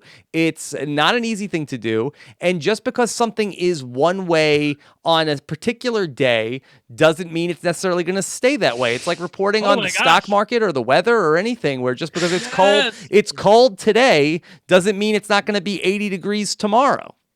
Yeah, and I'll also say that when we started the live feed updates, they used to be like 10 minutes long because I would literally just like read out the events of what happened. And now we try to have more fun with it, and we try to make bold calls so that we can I appreciate that you were not fancy fencerton about it. Yeah. Well, I was fancy fencered in the fact that I think that at one point I said everybody was drawing dead except for Candy or Dina. Yeah, so but that's what I like. Look, you gotta have fun. You gotta have fun with it. Yeah, it's not an easy thing to do. Just to be clear, like I'm having fun with it too. Like Rob, I think you know this, but no, I'm just I want to speak to the audience okay, too. Yeah.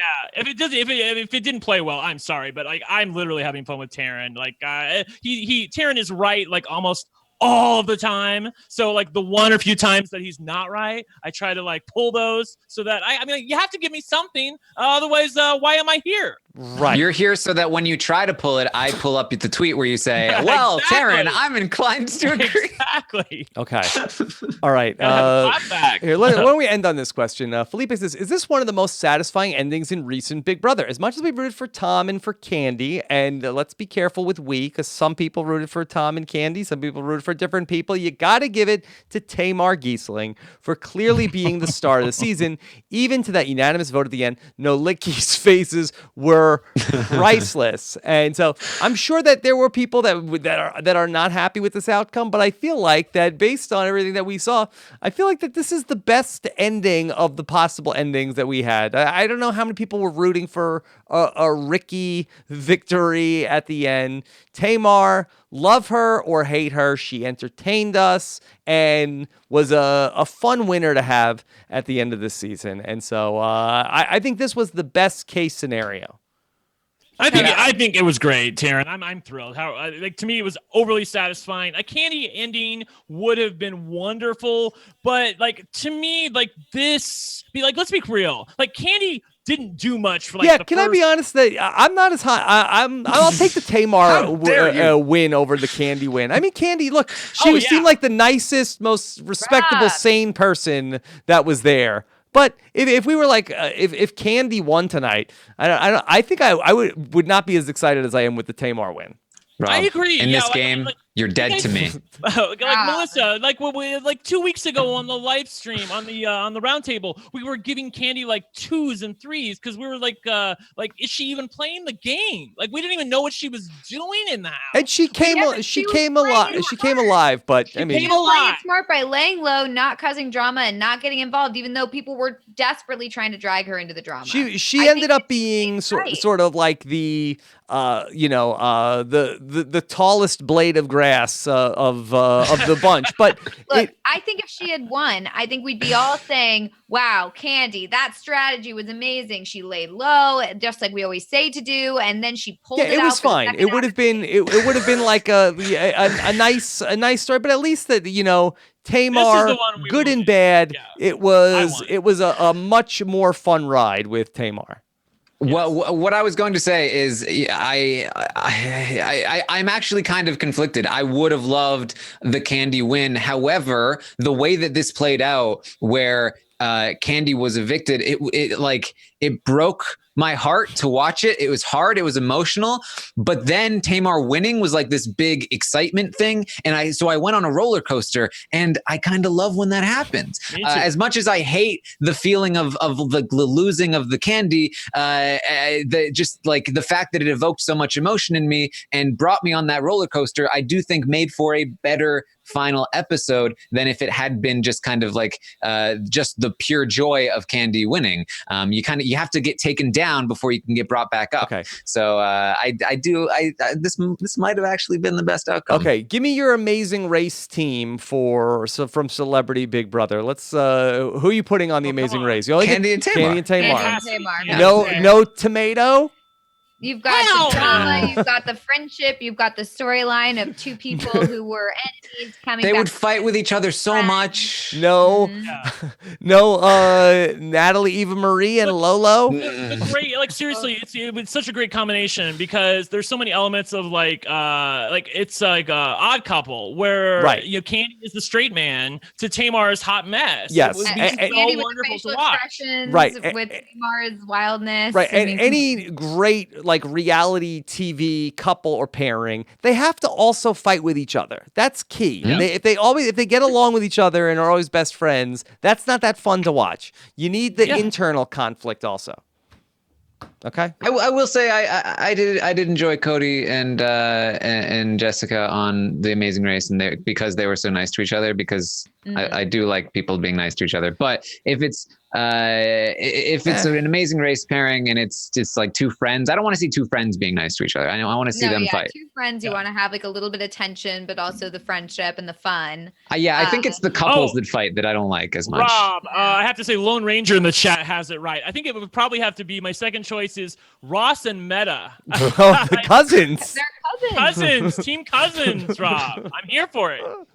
Okay. That was fun. All right. What a life we lead on the Big Brother podcasts here. So much fun. Let's quickly talk about what's coming up before we wrap this all up tonight. Bachelor Colton is that he's getting closer to finding love than Lolo is so far. Look at him. He's getting closer and closer. Get the wrap up from Amy and Haley on our Wrap Ups feeds. And then, look at this. David Bloomberg and Jessica Lewis are back for a Why Blank Lost season preview. So to hear Jessica Lewis talk about her old buddy David Wright coming back for Survivor 38. Of course, the Love Know-It-Alls are back by popular demand. Not really. But Gabby said, hey, will the Love Know-It-Alls come back? And we said, Gabby, well, you can make your Valentine's wish come true. So listen to Gabby Pascuzzi with Stephen Fishback and myself on the Love Know-It-Alls. How about that? Very excited exciting. And then Nicole Sesternino and I talked about all of the 18 new players. Got a lot of Survivor content coming your way right now because people on Reddit said, hey, where's there's not enough RHAP preseason content. So we're dropping shock and awe on you right now. 2.5 hours with me and Nicole going through the cast of Survivor 38. And be on the lookout for more Survivor podcasts coming from me sometime tomorrow. So be on the lookout for that one. Of course, all of this podcasting, everything Big Brother that you hear, everything Survivor is made possible by the patrons of Rob Has a Podcast. We greatly appreciate your support. 5 years going strong. robhasawebsite.com/patron for more information of how to be a part of our Rob Has Podcast patron community. robhasawebsite.com/patron. Okay.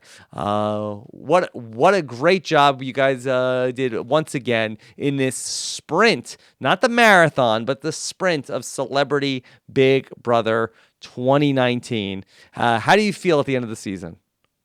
Feels weird. Feels like it shouldn't be over. Feels like I'm doing an update tomorrow morning. Yeah, it kind of does feel like that. Of course, we have Big Brother Canada 7 coming in the first week in March, so we don't get a lot of time off, and I'm excited for that. And should be a blast. So I can't wait. Yeah, I hope they do another Celebrity Big Brother next year. Me too.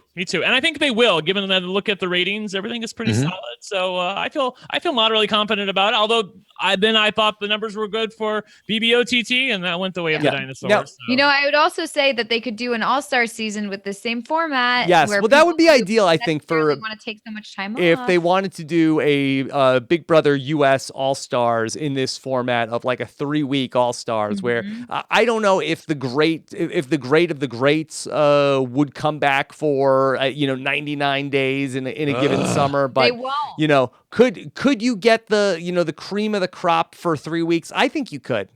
I totally think you could. If you can get these people, you can get Will and Dan Giesling. They should. Oh God, that would be so amazing. I'm sorry, I'm like getting excited about it. Yeah, I think that they would come back for a 3-week. Melissa, is that something you want? Well, you're never gonna get it. Yeah, they've all said if they get paid enough, they do a regular season. I see they're just not interested in paying them what they want, and I don't think they're gonna give us what we want. Okay, and then. Did Julie say tonight that we'll be back in the summer for regular Big Brother, right? She did say that. So she did say that. Did the show ever get picked up though? Did we ever see that officially? Like that there was a pickup for Big Brother 21?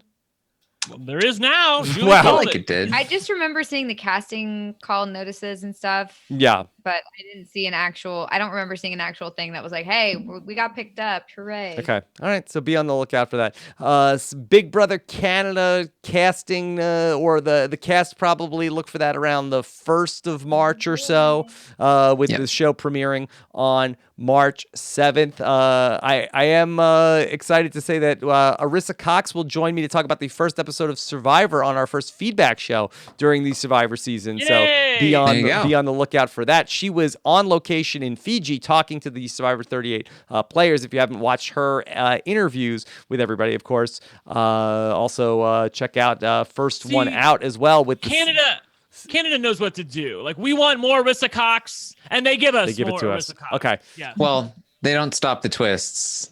And they don't edit the episodes, right? You can get everything, Terrence. But no, I'm excited for Big Brother Canada, and something else that people should check out between now and the start of Big Brother Canada. You get a nice few weeks of break. Check out the blockumentary that we mentioned. It's a lot of fun. Like Tom Green drinking coffee. Go to robbinswebsite.com/bb3 for the Big Brother 3 blockumentary. Taryn and I over 23 hours. Taryn? Something like that. 23 hours going through everything from Big Brother 3, an iconic season, very important in Big Brother history. They also have a laser competition.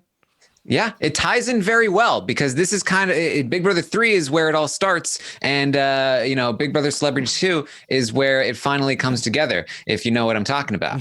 So Rob's website.com. Jury votes is what I'm talking about. Yeah, Rob's website.com/BB3 to check that out in our audiobook store. All right. Where can everybody find find correspondence between now and the start of the next season? Brent. You can find me recapping RuPaul's Drag Race. We have the finale this coming Friday. I'm excited to be doing a podcast with Mike Bloom and Liana Boris about that. You can find me on Twitter, Snapchat, Instagram, basically anywhere at One Lucky Gay, one spelled out ONE. And Taryn, what about you? You can find me on Twitch, twitch.tv/Taryn Armstrong, Twitter at Armstrong Taryn, and Instagram at Taryn_Armstrong. And what about Melissa? You can find me on Twitter and on Instagram at It's Melissa with 3 A's. With 3 A's. Okay. I've never had to say that before. Okay. Isn't it fun? It is a little fun. Okay. Pretty cool. Why you're new on Instagram? No, I'm old on Instagram. I just have never said it before. Okay. There you go. The Dorian Gray of Instagram. Thank you guys so much for keeping up with everything from this season, all of the shows. Of course, thanks Eric Stein for keeping up with everything with the Winter of Stein. All of the people that are on with Taryn in the morning. It's really a cast of thousands that we have covering the show at this point. And so thank you to everybody who's with us day in and day out, watching and chatting with us on social media, and it is every Big Brother season ends up being a lot of fun. It's a lot of fun to get to talk about all of this with you. And Taryn, again, incredible work on the daily updates. It is no small task. Criticism abound. Thank you for being there day in and day out. You're welcome. It's my pleasure to do it. I love doing it, and I love the people that join me every morning. They're the best, and I love that this is what I do. Yes. And it's just the best. Okay, and see, that's me being Tom. I don't know. How to, yeah, I don't know how to and also a shout out to Scott St. Pierre, who's behind the scenes. All these episodes gets all the podcasts edited, both the shows that we do live, and then also all of the Taryn updates. Gets those up for everybody every single day. So thank you to Scott. Thanks everybody for watching, and we'll talk to you again soon. Take care, everybody. Have a good one. Bye.